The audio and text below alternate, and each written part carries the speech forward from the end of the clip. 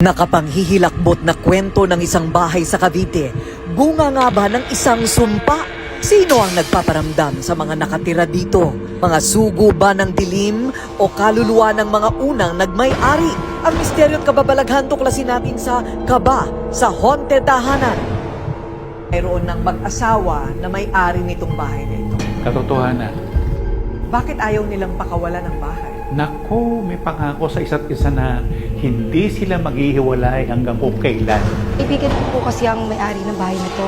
First time niya akong itinuro sa kanyang bahay. Nagtaka lamang po ako kasi habang naglalakad po kami dalawang magkaibigan, akala ko may nakasunod sa amin dahil may humawak po sa hair ko na parang inaangat yung hair ko. At inilingin ko siya. Wala naman po ako nakita. Una, yung nakakita ang black lady, tapos binato ako ng kutsilyo.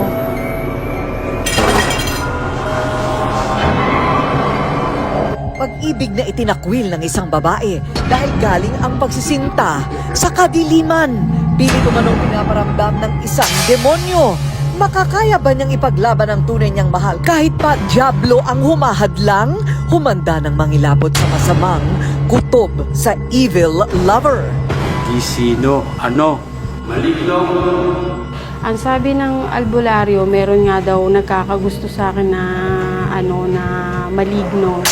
Isarado po kasi yung pintuan, sabi ko gano'n. Lumayan mo na kami!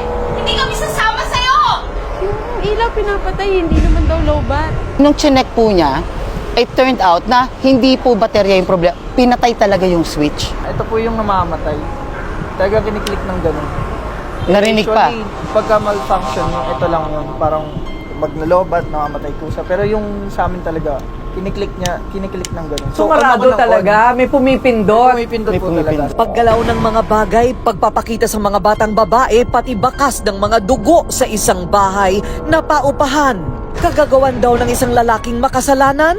Posible bang lamunin ng kampo ni Satanas ang espiritu ng taong patapon? Ang buong kwento ng agta ng Cebu at bakit hindi matahimik ang kilabot ng lalaking itim?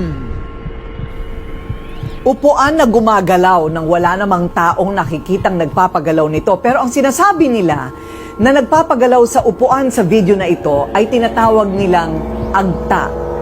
Bakit nga ba ito nanggagambala sa mga babae sa Compostela sa Cebu? May mga basihan ba ang mga karanasang ito na dapat ikabahala ng mga residente doon? Tinanong ko, ano nakita mo? Sabi niya, may nakita ako.